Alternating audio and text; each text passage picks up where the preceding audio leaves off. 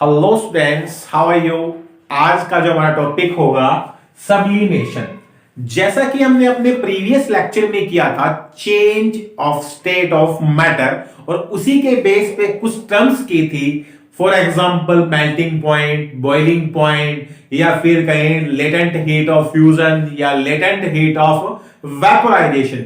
वैसे ही एक टर्म है सब्लिमेशन, और ये भी क्या है, change of state of matter. और ये इसमें मैटर में कौन कौन सी स्टेट और किस में चेंज हो रही है देखेंगे। सब्लिमेशन कौन सी फिनोमिना है? सब्लिमेशन ऐसी फिनोमिना है जिसमें सॉलिड जो है वो डायरेक्टली किस में कन्वर्ट होता है, वेपर के अंदर। सॉलिड जो है वो डायरेक्टली किस में कन्वर्ट हो रहा है, वेपर में, या हम कह सकते हैं किस में कन्वर्ट होता है, गैसियस स्टेट में।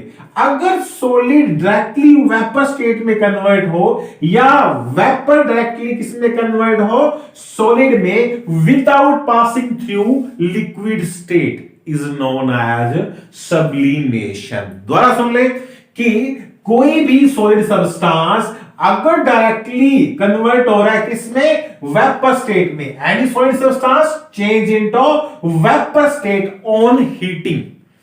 जब भी किसी सॉलिड सब्सटेंस को हम क्या करेंगे, हीट करेंगे, तो वो डायरेक्टली अगर वेपर स्टेट में कन्वर्ट होता है, या फिर कहें vapour directly convert into solid state on cooling without passing through any liquid phase is known as sublimation. For example की बात करें तो सबसे पहला एग्जांपल है हमारा कैम्फर, जिसको हम कहते हैं कपूर। आपने सुना होगा कपूर की गोलियां किसके लिए यूज करते हैं, अवन वगैरह के लिए हम यूज करते हैं।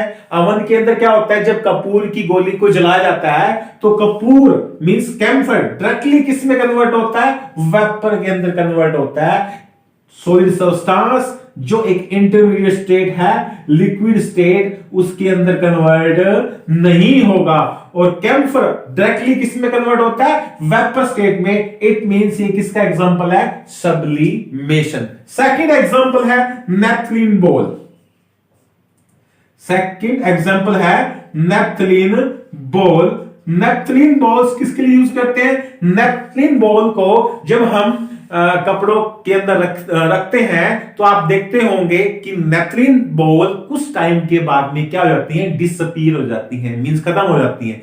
क्यों? क्योंकि उसमें जो नेपथलीन बॉल है वो किस स्टेट में होती है, सॉलिड स्टेट के अंदर, और वो सॉलिड स्टेट से डायरेक्टली किस में कन्वर्ट होती है, वेपोरेट हो जाती है। मींस ये भी कौन सी फिनोमिना है, सब्लिमेशन। तो सब्लिमेशन कौन सी फिनोमिना है, सब्लिमेशन के अंदर solid it is directly converted into vapor phase on heating, and vapor is directly converted into solid phase on cooling without passing through any liquid phase is known as sublimation. और ये example note कर ले, camphor, नेपथलीन ball, ammonium chloride, ये कुछ example है इसके sublimation के। Clear है? नेक्स्ट जो हमारा टॉपिक होगा वो होगा इवेपोरेशन। इवेपोरेशन नेक्स्ट जो टॉपिक है, इवेपोरेशन। इवेपोरेशन क्या होता है? सबसे पहले अगर देखिएगा, हमने किसी एक ओपन कंटेनर के अंदर वाटर डाल दें और उसको 2-3 दिन तक रख दें, और सबसे पहले इस वाटर पे हमने क्या कर दिया, टिक कर दिया कि हमारा जो वाटर है इस कंटेनर में इतना है, और 2-3 दिन तक अगर हम इसको रख दें तो हम क्या देखेंगे कि जो वाटर का लेवल है वो क्या मिलने वाला है, थोड़ा कम मिलेगा। इट मींस ये जो वाटर है वो क्या हो गया, इवेपोरेट हो गया। अब देखिएगा ऐसा क्यों हुआ। अगर हम इस वाटर को बॉईल करते हैं और बॉईल करने के बाद में अगर ये जो वाटर है वेपर फॉर्म में आता है तो उस प्रोसेस को हम कहेंगे वेपोराइजेशन, क्योंकि वो बॉइलिंग टेम्परेचर के ऊपर इसके क्या फॉर्म हो रहे हैं, वेपर की फॉर्मेशन हो रही है। मींस एक लिक्विड जो है वो डायरेक्टली किस में कन्वर्ट हो रहा है? वेपर में। और कब हो रहा है? अगर टेम्परेचर वाटर का 100 डिग्री सेल्सियस है और 100 डिग्री सेल्सियस पे वाटर क्या फॉर्म कर रहा है? वेपर की फॉर्मेशन कर रहा है, तो इस प्रोसेस को हम कहते हैं वेपोराइजेशन। बट अगर यही सेम वाटर अपने बॉइलिंग पॉइंट से नीचे, मतलब कम टेम्परेचर पे, 100 डिग्री सेल्सियस से भी कम टेम्परेचर पे अगर ये वेपर की फॉर्मेशन करेगा, तो उस प्रोसेस को हम क्या बोलेंगे? Evaporation.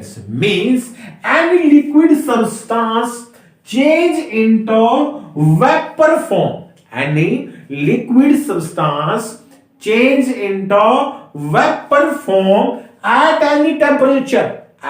any temperature below its boiling point। means जो boiling point है उससे क्या होना चाहिए? जो टेम्परेचर है वो क्या होना चाहिए? कम होना चाहिए। तब उस प्रोसेस को हम क्या कहते हैं? इवेपोरेशन कहते हैं। दोनों में डिफरेंस है, एक होती है वेपोराइजेशन और एक होता है इवेपोरेशन। इवेपोरेशन मींस जिसमें एक लिक्विड डायरेक्टली किस में कन्वर्ट हो रहा है? वेपर में। किस में कन्वर्ट हो रहा है? वेपर में कन्वर्ट हो रहा है at any temperature below its boiling point। Definition भी नोट कर ले कि सबसे पहले जो इवेपोरेशन है वो एक सरफेस फिनोमिना होती है। वो क्या होती है? एक सरफेस फिनोमिना होती है जिसमें एक लिक्विड किस में कन्वर्ट होता है? वेपर के अंदर कन्वर्ट होता है at any temperature below its boiling point। below its boiling point, तो इसको हम क्या कहेंगे? इवेपोरेशन कहेंगे। इसके कौन कौन से फैक्टर हैं? वो फैक्टर की अगर हम बात करें तो फर्स्ट फैक्टर जो है वो है सरफेस एरिया। क्या फैक्टर है इसका? Surface area.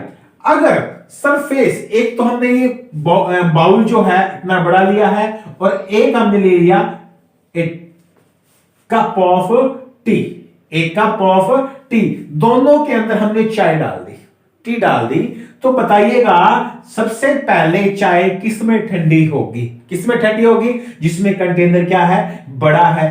क्यों होगी? क्योंकि अगर कंटेनर जितना बड़ा होगा, कंटेनर जितना बड़ा होगा उसका सरफेस एरिया उतना ज्यादा होगा, और जितना ज्यादा सरफेस एरिया होगा इवेपोरेशन उतना फास्ट होगा। तो फर्स्ट फैक्टर क्या कहता है? सरफेस एरिया अगर ज्यादा है तो इवेपोरेशन भी क्या होगा? ज्यादा होगा। मींस ये एक दूसरे के क्या है? डायरेक्टली है। और इवेपोरेशन जो है वो एक सरफेस फिनोमिना है। ये ध्यान रखना। कैसी फिनोमिना है? सरफेस फिनोमिना है, क्योंकि इवेपोरेशन जो है वो सरफेस से होता है। वो कहां से होता है? सरफेस से होता है। मींस जो वाटर है वो वेपोरेट होगा, वो कहां से होगा? सरफेस से होगा। इसीलिए हम इवेपोरेशन को क्या कहते हैं? एक सरफेस फिनोमिना कहते हैं। सेकंड जो फैक्टर है वो डिपेंड करता है टेम्परेचर पे। किस पे डिपेंड करेगा? टेम्परेचर पे डिपेंड करेगा। अब देखिएगा कि अब हमने एक विंटर के अंदर हम जो कपड़े हैं जो गीले होते हैं और उसको तार पे डालते हैं और उसके बाद में उसको सुखाया जाता है, तो सुखाने के लिए क्या करते हैं? एक तो कपड़े हमने किस में डाले थे? विंटर के अंदर, और एक हमने डाले थे कब? समर में। तो बताइएगा कपड़े कब जल्दी सूखेंगे? सबसे पहले कपड़े सूखते क्यों हैं? Due to evaporation. मींस जो कपड़ों के अंदर वाटर है वो क्या हो जाता है? इवेपोरेट हो जाता है, और उस दौरान हमारे एटमॉस्फेयर का जो टेम्परेचर है वो 100 डिग्री सेल्सियस नहीं होता। मींस जो इवेपोरेशन होती है वो 100 डिग्री सेल्सियस से कम टेम्परेचर पे होती है। अब बात करते हैं विंटर और समर में। कपड़े सबसे पहले किस में सूखते हैं? समर में। क्यों? क्योंकि टेम्परेचर अगर ज्यादा होगा तो इवेपोरेशन क्या होगा? फास्ट होगा। इवेपोरेशन क्या होगा? फास्ट। मींस टेम्परेचर अगर हम इंक्रीज करेंगे तो इवेपोरेशन भी क्या होगा? इंक्रीज होगा। थर्ड जो फैक्टर है वो है ह्यूमिडिटी। थर्ड जो फैक्टर है वो क्या है? ह्यूमिडिटी। ह्यूमिडिटी मींस अगर एटमॉस्फेयर में पहले से ही क्या है? नमी है, ह्यूमिड है। अगर पहले से ही वाटर के वेपर जो है प्रेजेंट है तो इवेपोरेशन क्या हो जाएगा, स्लो होगा। क्यों होगा, क्योंकि एटमॉस्फेयर में पहले से क्या है, वाटर के वेपर प्रेजेंट है, तो जो लिक्विड है वो वेपर में कन्वर्ट कम होगा। मींस अगर एटमॉस्फेयर में ह्यूमिडिटी ज्यादा है तो इवेपोरेशन क्या होगा, कम होगा। फोर्थ जो फैक्टर है वो है विंड। मींस हवा अगर ज्यादा, विंड क्या होती है, हवा, अगर ये ज्यादा है तो इवेपोरेशन क्या होगा, फास्ट होगा। फॉर एग्जांपल अगर दोनों कंटेनर जो है वो सेम है और ऊपर से हम पंखा चला दे तो क्या होगा, जहां पे पंखा चल रहा है वहां पे चाय ठंडी जल्दी होगी। क्यों होगी, क्योंकि विंड, हवा ज्यादा है और हवा ज्यादा है तो इवेपोरेशन क्या होगा, फास्ट होगा, और इवेपोरेशन फास्ट होगा तो चाय जल्दी क्या होगी, ठंडी होगी। अब यहां पे एक क्वेश्चन और निकल के आ रहा है, evaporation always cause cooling, evaporation always